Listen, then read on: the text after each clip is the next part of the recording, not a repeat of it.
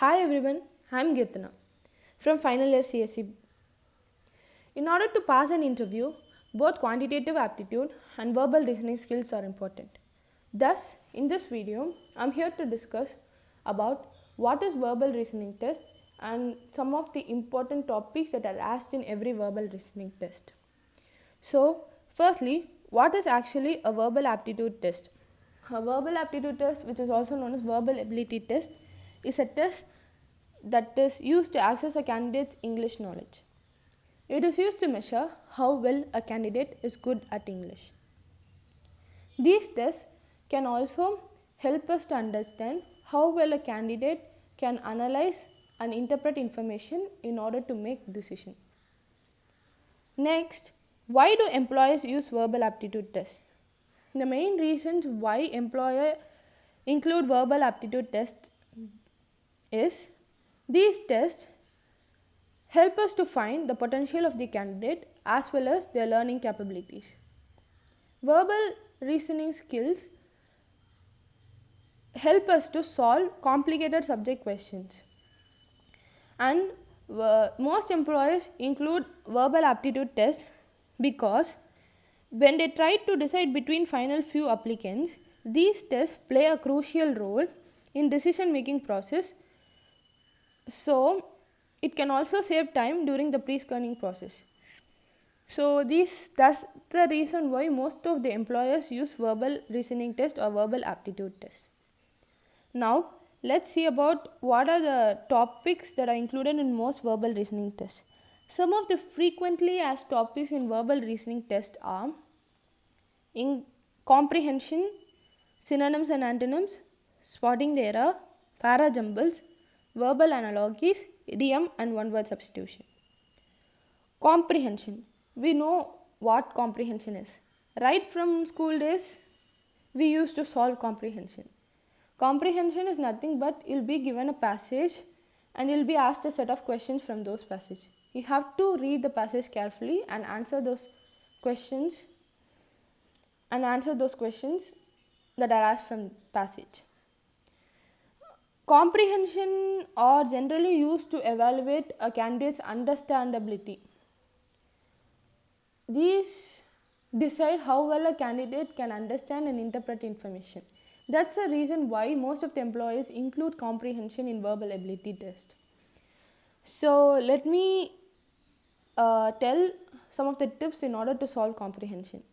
So time management is important in comprehension. Mostly you will be asked multiple choice questions. So firstly, when you are asked multiple choice questions, you have to cross out the wrong options. Then if you have understood the passage, you have to make relevant guess according to the question. For example, if it is difficult to make decision between options, you can make an educated guess and move on. You should not waste time on a single question, or you should not keep wasting time on comprehension. Time management is important in comprehension. Next, synonyms and antonyms. Synonyms are words with similar meaning and antonyms are words with opposite meaning. For synonyms and antonyms, we can't learn the entire dictionary. So we have to use some other techniques in order to learn synonym and antonym. Reading a lot of books and newspaper can improve your vocabulary knowledge. At the same time, you can also use a simple technique.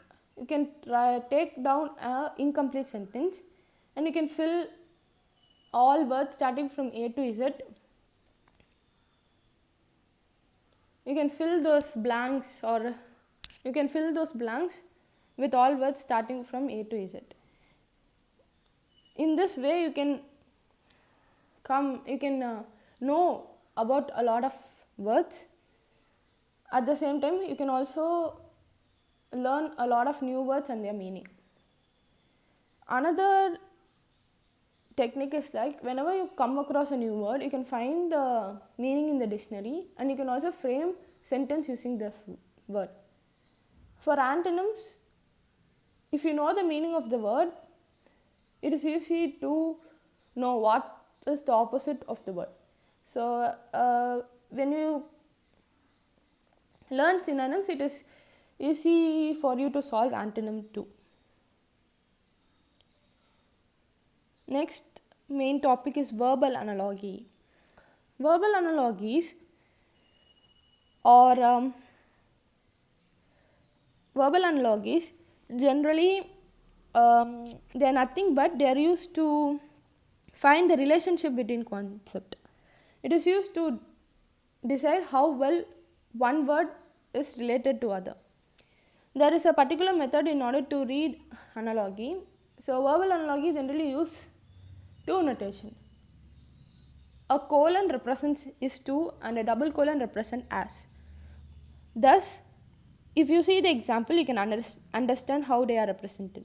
Aspirin is to headache as nap is to fatigue. This can be read as aspirin is to headache as nap is to fatigue. So, the relationship of the example can be explained as follows. Whenever you have a headache, you take a tablet, that is aspirin. So, whenever you feel like dizzy or fatigue, you take a nap. That is the relationship between these words.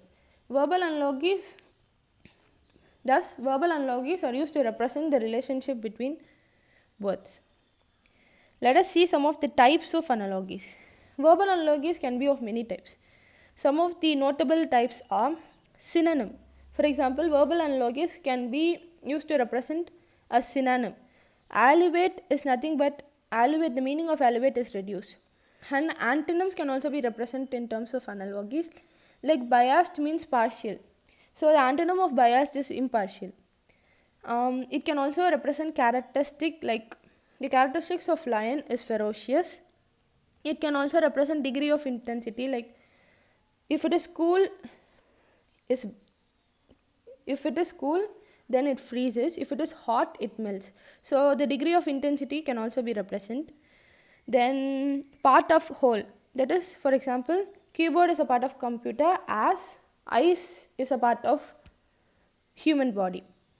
Mannerism, like stutter is to speak, and it can also, analogies can also represent worker product, worker tool or tool action, and the examples are given in tabular column. Verbal analogies are easy to crack if you can understand the relationship. Like first you have to analyze what type of analogies they are, and then you have to guess the correct answer. Next is idioms and phrases. We know what idioms are. Idioms are nothing but we people use it in everyday language. These sentences or these idioms do not make sense literally, but we can easily understand what they mean. For example, in the given example, if you see the picture, the sentence is given as follows. We all got $100 bonus, but that's a drop of bucket compared to what the management team got. So here the idiom is a drop of bucket. A drop of bucket means it is nothing compared to the salary what the management team got. That is, it is very small compared to the salary of the management team. That is what they mean. Some of the common idioms that are asked in verbal reasoning test are given as follows. Like a piece of cake is you can achieve it easily. A bolt from the blue, a black sheep, add fuel to fire, or some of the common idioms that are most frequently asked in every verbal reasoning test. For idioms, you can just go through them. You don't need to memorize them. Next important is spotting the errors. For spotting the errors, we have to be good at grammar, because spotting the error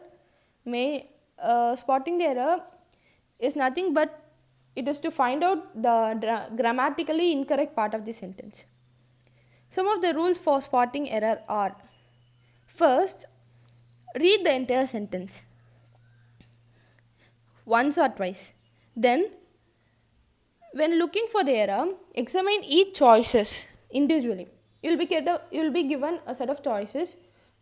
So examine each and every choice individually. Next, check verbs and pronouns, because most of the verbs and pronouns are said to be error prone. So check verbs and pronouns.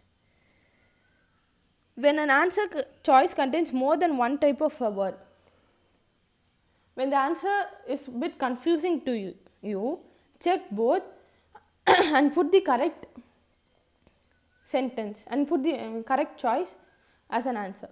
So thus, for spotting the error, you have to be good at grammar. At the same time, analyze each and every choice individually and then predict which would be more apt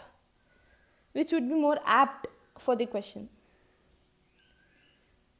Next, para-jumbles. Para-jumbles are nothing but jumbled sentences. You will be given a paragraph in which the sentences are jumbled. You have to rearrange the sentences in order to make a proper paragraph or a paragraph with a proper meaning. So some of the tips for solving para-jumble questions are: first, try to locate the introductory sentence. For example, if it is a story, once upon a time will be the introductory sentence. So we have to first locate the introductory sentence. Next, check for the conclusive last sentence. Finally, thus, hence, or happily ever after, or some of the most commonly used last sentences. So next, find for the conclusive last sentences. Next, try to guess the order of the sentences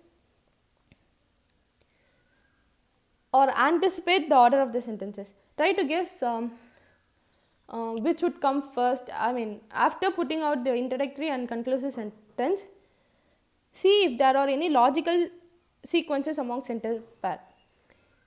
Thus, using logical sequences, arrange the remaining sentences. Finally, after arranging all the jumbled sentences, read the paragraph so that you can get an idea whether the paragraph have been correctly arranged or not. So these are some of the most commonly asked topics in every verbal reasoning test. I have hope it will be helpful to you all. Finally, to conclude, if you could understand the parts of speech and if you have the knack of solving tricky grammar question, you can definitely pass verbal reasoning tests. Verbal reasoning tests are the test which is easier for you to crack. Similarly, you can also take a lot of practice tests which can help you to clear verbal reasoning questions at ease.